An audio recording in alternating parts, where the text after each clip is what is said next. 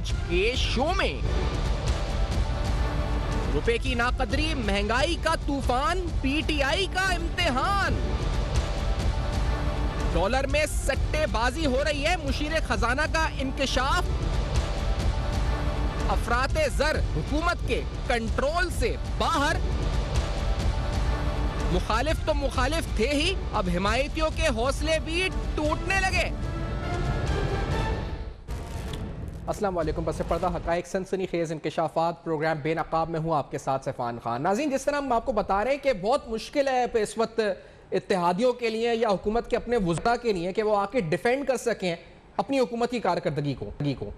इस 3 साल से अरसे के दौरान अगर आप देखें तो हमने सुना क्या है, हमने रोज एक नई थ्योरी, एक नया इस पर हमने ये आके कहानी सुनी है कि फलसफा हम कह सकते हैं सुना है कि जी इस मुल्क में जो तमाम मसाइल है उसकी वजह जो है, उसकी जड़ है करप्शन है। कभी ये कह दिया जाता है, कभी कह दिया जाता है कि ये जड़ है, ये मसला है। रोज एक नया फलसफा पिछले 3 साल से अगर देखा जाए तो सिर्फ बातें बातें बातें। 3 साल से हम ये सुन रहे हैं इस पर। डॉलर की कदर को अगर आप देख लें रुपए के अगेंस्ट, आप इसमें इंटरेस्टिंगली मैं आपको बताऊं 37% का इजाफा हो चुका है 3 साल के अंदर डॉलर की कदर में रुपए के अगेंस्ट 37% का इजाफा हो चुका है। अब मुशीर मौसू फरमा रहे हैं कि स्पेकुलेटर्स भी एक्टिव हो चुके हैं।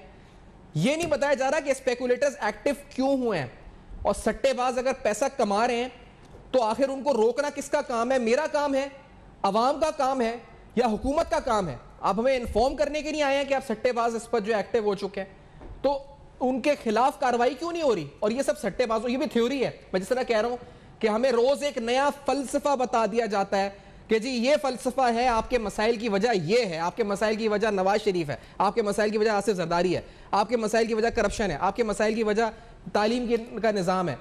रोज एक नया फलसफा आता है। डॉलर के ऊपर रिसेंट जो उनकी प्रेस, जो उन्होंने ब्रीफिंग कराची में जो इस वक्त इंट्रैक्शन था, शौकत तरीन साहब ने फरमाया कि इसमें स्पेकुलेटर्स एक्टिव हो चुके हैं, सट्टेबाज एक्टिव कहा था उन्होंने। लेट्स से दिस कि वो क्या तौजीह दे रहे थे, लेट्स से दिस फर्स्ट।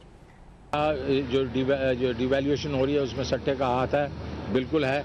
ये स्पेकुलेटर इसको ऊपर लेके जा रहा है। इस वक्त रियल इफेक्टिव एक्सचेंज रेट के तहत 167 166 के ऊपर के करीब होना चाहिए आपका रुपया।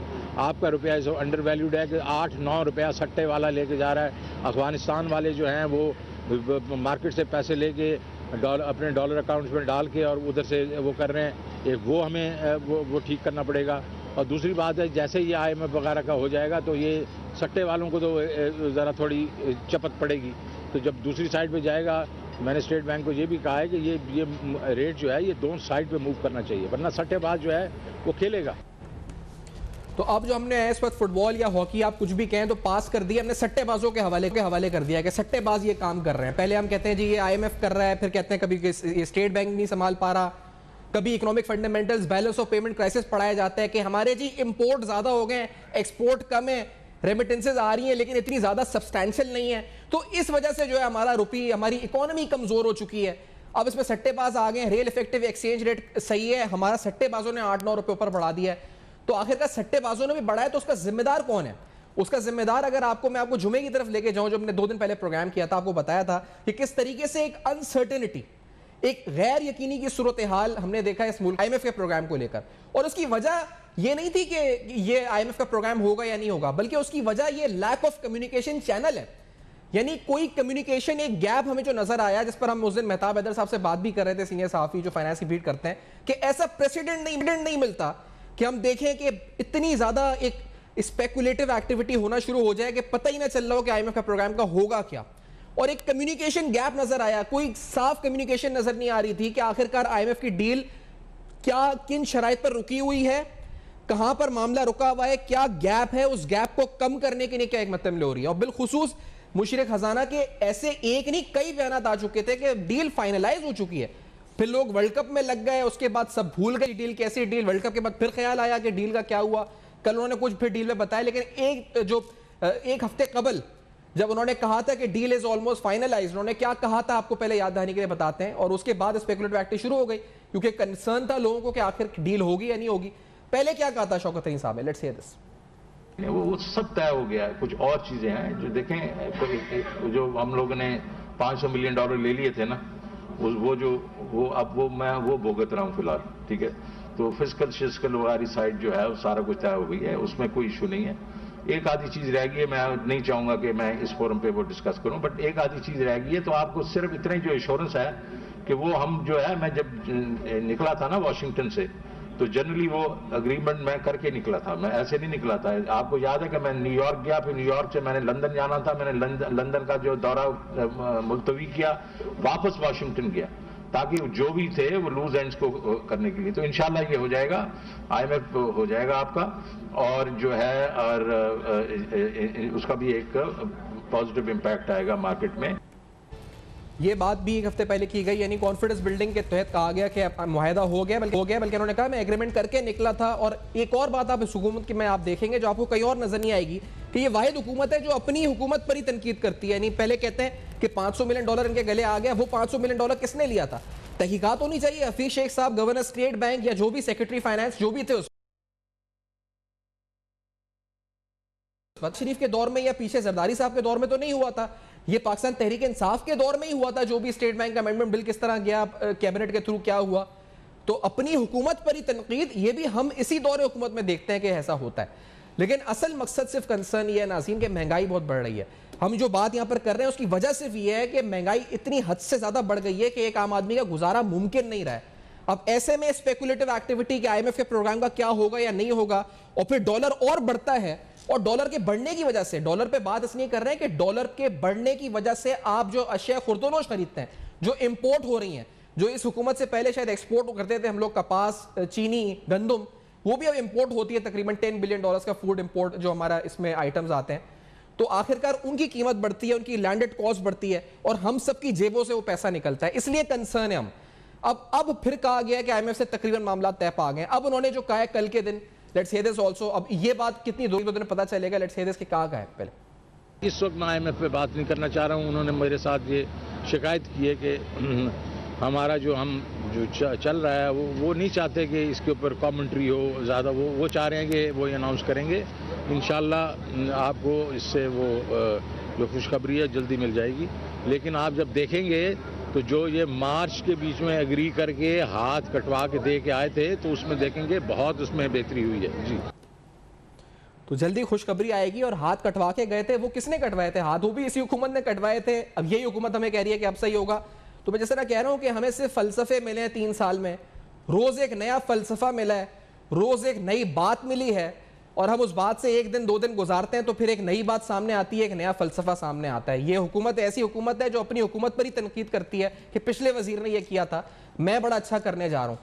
और इससे जो मुल्क का और कौम का जो उस पर अनसर्टेनिटी, गैर यकीनी की सूरत हाल, सारा इंपैक्ट डॉलर पर, एक्सपोर्ट्स इम्पोर्ट्स के ऊपर, वो आप सबके सामने आपको नजर आ रहा है। आफ्टर दिस ब्रेक हम आएंगे, क्योंकि जिस तरह एक लाइन हमने हेडलाइन में इस्तेमाल की है कि अब जो देने वाले हिमायती हैं उनके लिए डिफेंड करना मुश्किल हो रहा है। मुखालिफ तो थे ही मुखालिफ, हिमायतियों के लिए, हिमायतियों से मुराद हमारी जो अलाइज हैं, उनकी तरफ से भी ऐसी खबरें आती हैं कि वो भी अब हिल रहे हैं, उनका भी कॉन्फिडेंस अब शेक हो रहा है कि आखिरकार मामला जा किस तरफ रहे। इस गवर्नमेंट का मुस्तकबिल आगे क्या होना है जी, महंगाई के हवाले से कितना बड़ा चैलेंज है, और 2023 या जब भी इलेक्शंस होते हैं उसमें जाने के लिए कितना बड़ा चैलेंज होगा पाकिस्तान तहरीक इंसाफ के लिए महंगाई का। इस पर गुफ्तगू होगी, मुख्तलिफ तज्ज़ा निगार भी साथ होंगे, हुकूमत के मुस्तकबिल में बात होगी। इस ब्रेक के बाद हमारे साथ रहिए।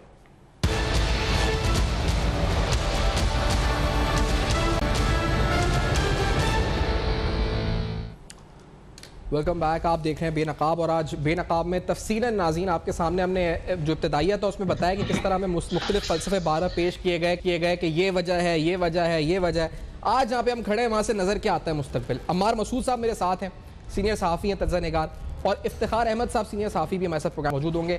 अम्मार मसूद साहब, मुस्तकबिल क्या है मौजूदा हुकूमत का? कितना अरसा और कितने हिमायती आपको क्या लगता है? ये अभी रिसेंटली EVM वाले मसले पे जो अलाइड पार्टीज के तहफ़्फ़ुज़ात तो सामने आ गए, लेकिन कब तक खड़े रहेंगे ये अलाइड उनके साथ, गवर्नमेंट के साथ, आपको क्या लगता है?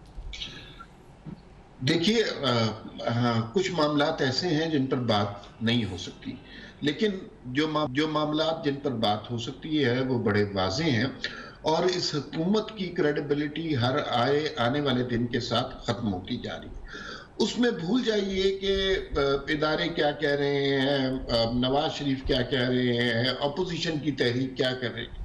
असल में बात यह है कि जिस नहज पर महंगाई की ये हुकूमत पहुंच गई है, उसके बाद अवाम का बड़ा वाज़ेह गुस्सा नजर आ रहा है। वो लोग जो अब जिनके लिए जीना दूभर हो गया है, जिनके लिए 2 वक्त की रोटी खाना अजीरन हो गया हुआ है, वो उनका प्रेशर बहुत ज्यादा पड़ता जा रहा है। अब देखिए, लेकिन इस हुकूमत की प्रायोरिटी वो लोग नहीं है।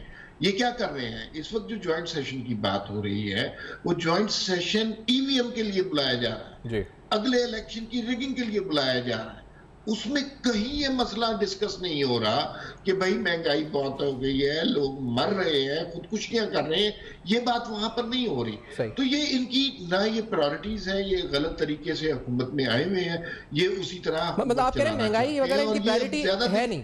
और इफ्तिखार अहमद साहब, आपसे पूछना चाहूंगा, आपको खुशामदीद कहते हुए, सर ये महंगाई है जो आवाम का जिसे कहते हैं जीना मुश्किल हो चुका है, डॉलर बढ़ता जा रहा है। पहले हमें कह दिया जाता है ये फंडामेंटल्स हैं, इकोनॉमिक फंडामेंटल्स, फिर कहा जाता है सट्टेबाज खेल लें। अगर सट्टेबाज भी खेल लें तो हुकूमत का काम है उन्हें कंट्रोल करना। महंगाई बढ़ती जा रही है, क्या कंसर्न भी है इस्लामाबाद में जो हुक्मरान बैठे हुए हैं इफ्तिखार अहमद साहब, उनको कि आखिर हो क्या रहा है, आवाम का हाल क्या है, या उनको कोई कंसर्न ही नहीं है कि उनको इनकम इतनी ज्यादा है, या उनको फिक्र ही नहीं है?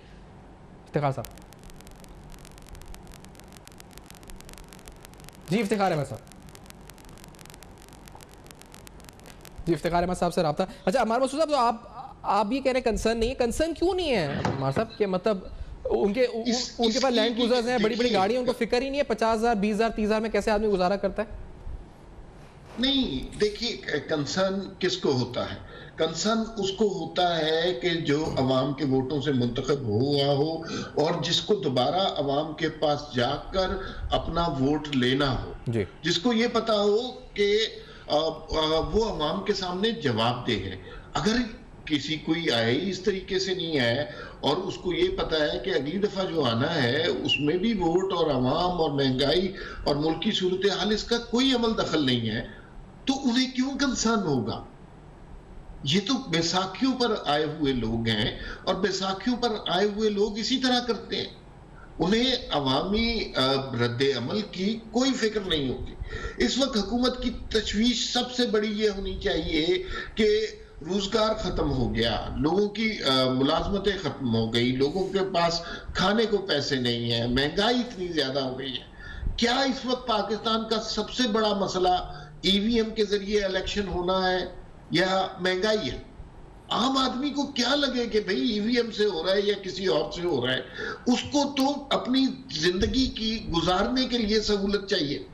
और इस हुकूमत ने हर आने वाले दिन के साथ अवाम की जिंदगी मजीद से मजीद मुश्किल बना दी है। आप खुद देख लीजिए प्राइसेस कहां पे गई हैं, किसी चीज की प्राइस पकड़ लीजिए 100 गुना 200 गुना पकड़ गई है। और उसमें शौकत तरीन साहब दुरुस्त फरमा रहे थे कि असल मसला कहां पैदा हुआ है कि ये जब हुकूमत में आए थे, वो नॉट प्रिपेयर्ड, इन्हें कोई लाया, इन्होंने कहा फौरन IMF से मुआहिदा करें, पैसे चाहिए थे हुकूमत चलाने के लिए। अच्छा मां साहब, ये इफ्तिखार साहब कुछ ही वक्त तो साथ हैं, तो इफ्तिखार साहब को भी खुशामदीद कहते हैं। इफ्तिखार साहब, आप तक अगर आवाज आ रही है? इफ्तिखार अहमद साहब, अस्सलाम वालेकुम। पूरी नहीं आ रही, प्लीज आवाज थोड़ी सी बड़ी बढ़ा दीजिए। अच्छा इफ्तिखार अहमद साहब, अगर मैं पूछना ही चाह रहा था कि महंगाई को लेकर क्या कंसर्न है भी, जो क्वार्टर्स हैं, जो फैसला साज हल्के हैं, उनको कि आखिर क्या आम आदमी गुजारा कर कैसे रहे?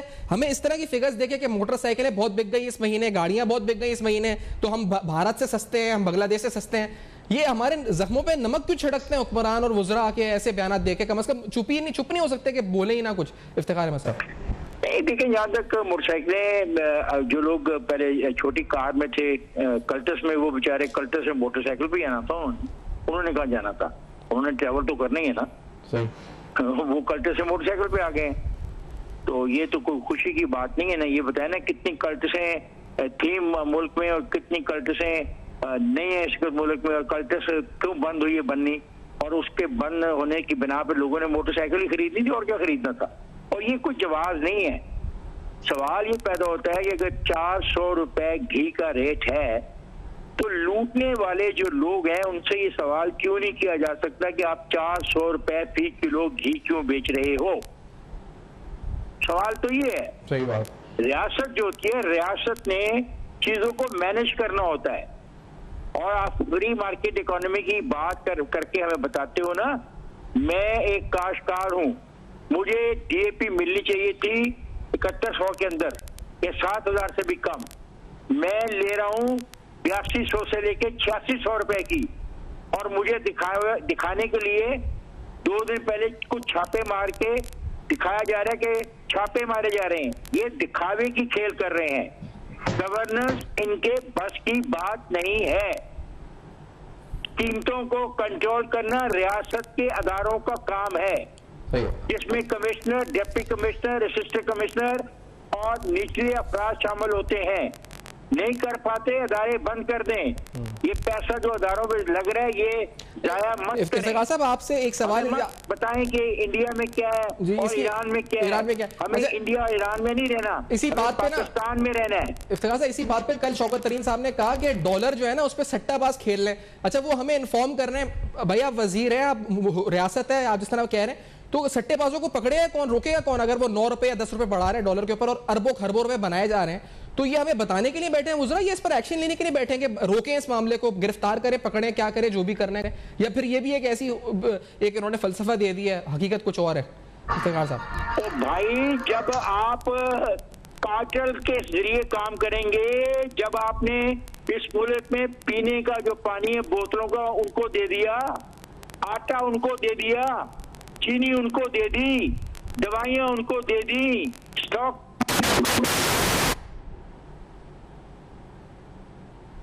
इफ्तिखार साहब से शायद राब्ता हमारा मुनक़ता हो गया, इफ्तिखार साहब से लाइन ड्रॉप हो गई। चले, जब तक उनको बाद में ब्रेक के बाद बात करेंगे। अमान मसूद साहब, ये बताएं कि जो ये कैफियत है इसमें कितने दिन और कितने महीने और या कब तक अच्छा, इफ्तिखार साहब साथ हैं? नहीं, चले फिर उनसे बाद में बात कर लेंगे। अभी अमार मसूद साहब से बात करते हैं। अमार मसूद साहब, ये बताएं कि कितने महीने और कितना टाइम और 2023 तक, आखिर कब तक आखिर? अमार साहब जी, बहुत अच्छा आपका सवाल है और मैं बहुत हद तक इफ्तिखार अहमद साहब से इत्तफाक करता हूँ। वो जो बात बिल्कुल कर रहे थे दुरुस्त है कि ना इन्हें गवर्नेंस आती है, ना इनके पास कोई प्लान है, ना ये चीज़ें कंट्रोल करना चाहते हैं, ना कंट्रोल हो रही हैं, ना इनकी उस मामले में कोई दिलचस्पी है। ये कब तक चलेगा?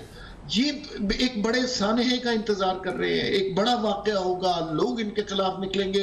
अभी सूरत हाल ये है कि इनके लोग अपने हलकों में नहीं जा सकते और उसकी बुनियादी वजह महंगाई है, अपोजिशन की तहरीक नहीं है। और उस महंगाई की वजह से इन्होंने जिस तरह लोगों की सूरत हाल कर दी है वो बहुत इबरतनाक सूरत हाल है। अब ये सूरत हाल कंटिन्यू, अब जो इनको लाए हैं वो भी परेशान है कि भाई हम क्या करें, ये तो इन्होंने बिल्कुल डिलीवर नहीं किया और आगे हमें बहुत ब्लीक फ्यूचर नजर आ रहा है। मेरे ख्याल में जिस तरह की खबरें चल रही हैं, जिस तरह की बातें हो रही हैं, जिस तरह हुकूमत के अंदर हमें पैनिक नजर आ रहा है, अब बहुत अरसे की बात नहीं रही। ये 2023 वाली कहानी अब खत्म हो गई है। 10 साल मंसूबा अब 3-4 साल तक महदूद रहेगा। ये उससे ज्यादा किया तो फिर देखिए, जब इतनी ज्यादा महंगाई हो जाएगी तो फिर आम आदमी की बका का मसला नहीं रहता। तो इत्तेहादी पहले छोड़ेंगे अमार साहब, ये क्या होगा? पहले इत्तेहादी छोड़ेंगे क्या? इत्तेहादी जिस तरह अभी जा रहे थे ईवीएम वाले मसले पे, इसकी वजह भी महंगाई थी कि लोग कह रहे थे कैसे खड़े हो सकते हैं इस हुकूमत के साथ, लेकिन अब तो दोबारा मामला तय आ गए महंगाई। नहीं, वो मामला तो अभी वेडनेसडे को 2 बजे इजलास है, उस वक्त ही पता चलेगा। यहाँ पर तो आखिरी लम्हे तक नहीं पता चलता। चेयरमैन सेनेट अच्छा खासा मुंतखब हो रहा होता है इतने वोटों के साथ, 64 वोटों के साथ, फिर उसके बाद पता चलता है कि सब कुछ चेंज हो गया। तो ये लास्ट डिच एफर्ट है। 20 तारीख से पहले पाकिस्तान में बहुत कुछ होना है और अभी उसमें 5 दिन बाकी हैं, तो देखते हैं आगे कोई क्या सूरत हाल बनती है। लेकिन ये ज्यादा दिन तक ये सिलसिला नहीं चल सकता। ये अब जो है कॉन्टीजेंसी प्लान चल रहे हैं कि ये नहीं तो ये कर ले, ये नहीं तो ये कर ले। इन्हें अपना अंजाम सामने नजर आ रहा है, इसलिए कि जब एक वक्त आएगा कि जब ये लोग अवाम के पास जाएंगे, अवाम अब नहीं सुनना चाहते इनके नारे कि फलां ने करप्शन कर दी, फलां ने लूट लिया। लोग ये इनसे सवाल चाहते हैं कि भाई 3 साल 3.5 साल हो गए, आपने हमारे लिए क्या किया, आपकी क्या कारकर्दगी है, आपकी क्या गवर्नेंस है, हम आपसे सवाल करते हैं। इनके पास इस सवाए झूठ के, या आप इनकी सारी दलीलें सुन लीजिए। अभी आपने इब्तदाइये में भी जिक्र किया, सारी दलीलें क्या है? फलां ने ऐसा कर दिया, फलां ने ऐसा कर दिया, फलां IMF का कसूर है, पिछली हुकूमतों का कसूर है, जरदारी का कसूर है, नवाज शरीफ का कसूर है, पिछले वजीर खजाना का कसूर है, पिछले सेक्रेटरी खजाना का कसूर है। ओ भाई, तो फिर आप कहां हैं? आपने क्या डिलीवर किया है? क्या आप सिर्फ इल्जामात लगाने के लिए आए या फिर गवर्नेंस करने के लिए आए हैं? क्या आपको तकलीफ थी इतनी ज्यादा 90 दिन के अंदर जो आपने टीम लानी थी, 90 दिन के अंदर जो आपने मुल्क तब्दील कर देना था? वो 3 साल हो गए हैं, लोग बेरोजगार फिर रहे हैं, लोग भूखे प्यासे फिर रहे हैं, अस्पतालों में दवाइयां नहीं है, वो उस टीम का इंतजार कर रहे हैं। कहां से आएगी, कब आएगी वो टीम? एग्जैक्टली और अम्मा साहब ये अगर जिस तरह आप कह रहे हैं कि ज़्यादा दिन नहीं चलेगा, लेकिन ये आपको फिर रास्ता क्या नज़र आता है इससे निकलने का? क्या हल है, मतलब क्या होगा? इन हाउस चेंज होगा, क्या क्या तब्दीली होगी? अब वो जो ये ज्यादा पॉलिटिकल गुफ्तगू है, इन हाउस चेंज बहुत सहूलत से हो सकता है अगर करना चाहे, लेकिन इन हाउस चेंज सोल्यूशन नहीं है। बात यह है कि 2018 में एक बड़े पैमाने पर पाकिस्तान के अवाम का मैंडेट लूटा गया था। उसमें सारे इदारे इकट्ठे होकर उनका ये अज़्म था कि नवाज शरीफ, मुस्लिम लीग नून और मरीम नवाज को हुकूमत में नहीं आना। और उसके बारे में आप खबरें देख रहे हैं, कहां से खबरें आ रही हैं जिनके बारे में हमने सोचा भी नहीं था। हम तसव्वुर भी नहीं कर सकते थे कि जो इतने बड़े बड़े महान कैरेक्टर्स हमने डेवलप किए थे वो भी इस निटी-ग्रिटी में इन्वॉल्व होंगे। तो अब जो सूरत हाल है उसका वाहिद हल है कि इलेक्शन करवाए जाए, साफ शफाफ इलेक्शन करवाए जाए, किसी का कोई असर ना हो, ना फौज का ना किसी और इदारे का। अवाम को मुंतखब करने दिया जाए कि इस मुल्क में हुक्मरानी का हक किसे है। वो जो रवायत हमारे यहाँ 70 साल से चल रही है, उस रवायत को अब टूटना चाहिए। और इसमें अब आपने देखा है कि मीडिया हमेशा से बहुत ज्यादा कंट्रोल रहा है, लेकिन सोशल मीडिया के आने से बहुत बड़ा चेंज आ गया। जो खबरें आपको मतलब ये कि कंसर्न ये है कि हम तो आप कह रहे हैं ना, लेकिन ऑपोजिशन भी कौन सा महंगाई के लिए कुछ कर रही है? मतलब बातें ही हो रही है, खाली इजलास हो रहा है, ये हो रहा है। आम आदमी आप कह रहे हैं ना वो ईवीएम पे लगे हुए हुकूमत, तो ऑपोजिशन भी क्या अपने मामला तय करने में। मैं एक ब्रेक लेता हूँ, अमान मसूद साहब भी साथ हैं। इस ब्रेक के बाद नाज़रीन आते हैं। हमें बताया गया कि सेट खेल ले डॉलर से और डॉलर की कीमत को इतना आसमान पे पहुंचा देते हैं, 9-10 रुपए कमा दिया। तो आखिरकार हुकूमत हमें बताने के लिए बैठी हुई है या हुकूमत उसको रोकने के लिए बैठी हुई है? और जो अरबों खरबों रुपए मुनाफा बनाया गया है वो किसने गया, किसकी जेबों में गया, इसको पता कैसे चलेगा? ये सिर्फ कह देना काफी है? इस ब्रेक के बाद आएंगे और इस हुकूमत की कारकर्दगी और आवाम की जो बेचैनी है बढ़ रही है, इस पर बात करेंगे। हमारे साथ रहिए।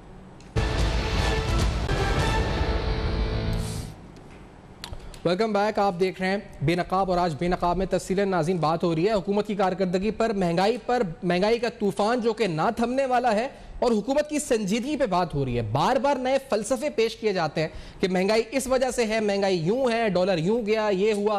आखिरकार कब तक ये बातें होती रहेंगी? इफ्तिखार अहमद साहब, इत्तेहादियों का रवैया हालिया आपने ईवीएम वाले मामले पर देखा, आपको क्या लगता है इत्तेहादी इस वक्त तो साथ देंगे, आगे कब तक चलेंगे साथ? ये हिमायती मुखालफिन कब बनेंगे? कितना अरसा लगेगा इसमें आपको जो महंगाई के हवाले से कारकर्दगी है इसको देखते हुए सामने? नहीं, फिलहाल तो वो हुकूमत के साथ हैं और रहेंगे। वो फिलहाल हुकूमत को नहीं छोड़ेंगे। हुकूमत में रहने के बहुत फवायद होते हैं। और अगर इस सिलसिले में इफ्तिखार साहब, जो जिस तरह से अवामी जो रद्द-ए-अमल आ रहा है महंगाई को लेकर, क्या आपको लगता है इन पार्टीज के लिए, जैसे MQM है कराची में, यहाँ लोगों को फेस करना इनके लिए मुश्किल हो जाएगा कि आप हुकूमत के साथ हैं, यहाँ इतनी महंगाई बढ़ गई, आपने क्या किया? इनके लिए सवालात उठने लगेंगे, इत्तेहादियों के लिए मुश्किल हो जाएगी आगे जाकर।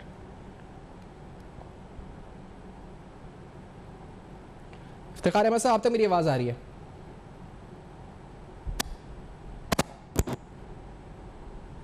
नहीं जी, इफ्तिखार अहमद साहब से रब्ता हमारा मुनक़ता हो गया है, तो देखेंगे, कोशिश करते हैं कि दोबारा रब्ता बहाल हो सके। तो ये इस वक्त सूरत हाल है नाज़रीन महंगाई को लेकर। जो बात हो रही है कि आखिर IMF प्रोग्राम होगा या नहीं होगा, इसको भी मिस हैंडल किया गया। हमने देखा कि बार बार ये बोल दिया गया कि अब शायद 2 दिन में 3 दिन में डील फाइनलाइज हो चुकी है, अब आपके सामने डिटेल्स आ जाएंगी, लेकिन ऐसा हो नहीं सका। और इस वजह से स्पेकुलेशन बढ़ती गई, और फिर वो शौकत तरीके साहब खुद कह रहे हैं कि सट्टेबाज जो है मुनाफा फ़ायदा उठाने लगे। हमारे मसूद साहब ये बताइएगा कि अब जो करप्शन की कहानियां हम सुनते थे साबका हुकूमत के खिलाफ, मौजूदा हुकूमत के वजीरों से तकरीबन सुनना शुरू हो गए हैं हम मौजूदा हुकूमत के खिलाफ भी, इस पर नैब कार्रवाई करेगी, एक्शन होंगे, आपको लगता है? भाई, अभी तक इस हुकूमत की जो करप्शन की कहानियां हैं उस पर कोई रिपोर्टिंग नहीं हुई। जिस दिन ये रिपोर्टिंग शुरू हुई, आप देखिएगा कि आप दुनिया में किसी भी हुकूमत में होने वाली करप्शन की कहानियां भूल जाएंगे जी। इन्होंने जिस बेदर्दी से मुल्क को लूटा है, और मैं ये अब समझता हूं कि देखिए, ये एक बात हो सकती थी कि ये ना अहल हैं, ना तजुर्बाकार हैं, इनसे गलती से ऐसा हो गया है। मैं अब इस नतीजे पर पहुंचा हूं कि ये एक इंटेंशनल, जानबूझकर सोची समझी पाकिस्तान को और पाकिस्तानियों को तबाह करने की काविश थी, जिसमें ये हुकूमत बड़ी कामयाब रही है। आप देखिए, लेकिन अम्मा साहब, मैंने आपसे ब्रेक से पहले पूछा था कि ऑपोजिशन ने फिर क्या किया। महंगाई तो बढ़ रही है, ऑपोजिशन भी क्या कर रही है? ऑपोजिशन के पास भी शुगर मिले हैं, ऑपोजिशन के पास भी बड़ी बड़ी गाड़ियां हैं। उनको क्या बिलावल भुट्टो साहब को अंदाजा होगा कि एक 20-30 हज़ार रुपये महीने वाला किस तरह गुजारा करता है? मरियम नवाज साहब को अंदाजा होगा इस बात का? नवाज शरीफ साहब को होगा? ये खुद भी तो महलों में रहते हैं इस वक्त। अमार मसूद साहब, ये कौन सा हम लोगों के साथ आम आदमी के घरों में जाके, फ्लैटों में या कहीं जाके रह रहे हैं? देखिए, बात यह है कि इस हुकूमत ने तो अपोजिशन को किसी काम का नहीं छोड़ा। आप किसी बड़े लीडर का नाम ले लीजिए, किसी भी जमात का, वो पीटीएम हो, पीएमएलएन हो, पीपल्स पार्टी हो, एएनपी हो, कोई जमात का जिक्र कर लें, वो लीडर किसी बेगुनाह मुकदमे में 6 महीने, साल, 15 महीने कैद काट चुका है। और इस कदर बुरी तरह उनकी तस्हीक की गई है, उनका मीडिया ट्रायल किया गया है, अभी खबरों की बुनियाद पर गिरफ्तारियां हो गई हैं, इल्जामात की बुनियाद पर सजा सुना दी गई है, न मुकदमे चले न कुछ। तो फिर एक स्टेज आनी थी जहां पर लोग, ये मैं आपको असल कहानी बताता हूं कि इस वक्त वो क्या है। एक स्टेज आनी थी कि जहां पर लोगों को इंटरेस्ट, लोग इस हुकूमत को जवाल की पाताल तक जाते हुए देखना चाहते हैं। इससे नुकसान पाकिस्तान का हो रहा है, लेकिन क्या कीजिए, जो पाकिस्तान के मालिकान हैं, जो आका हैं, ये उनका लाया हुआ सेटअप है। उन्होंने ये चाहा था।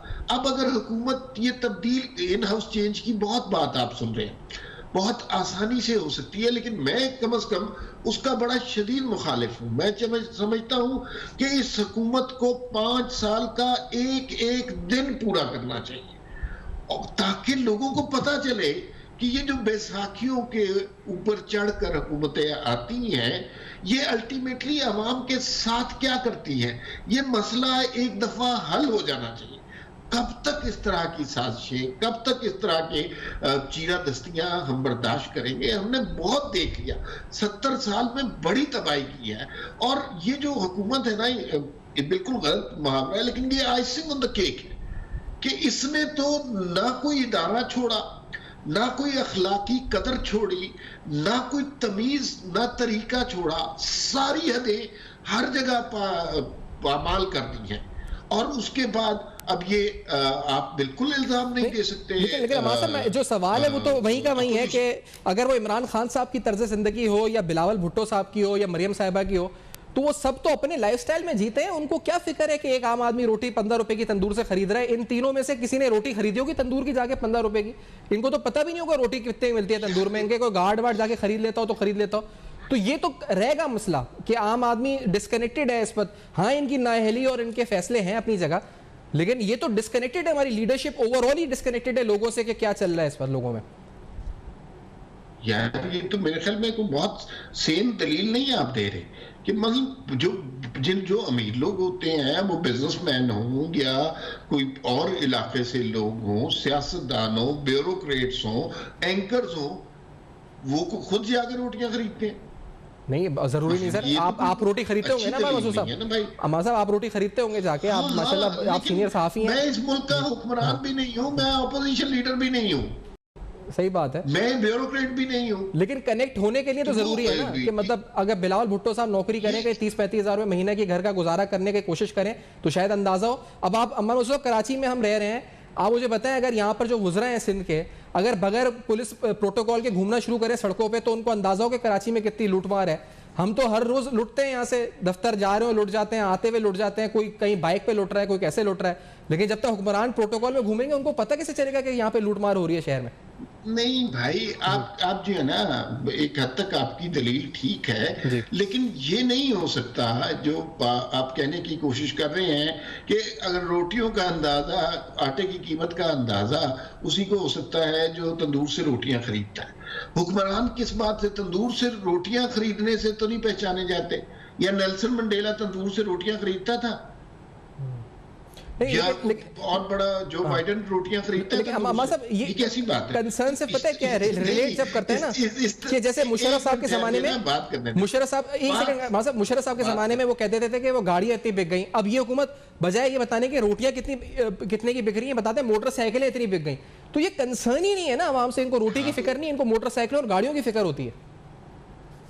नहीं, वो इफ्तिखार साहब ने बिल्कुल सही बात की है कि जो लोग गाड़ियों पे थे वो मोटरसाइकिलों पर आ गए।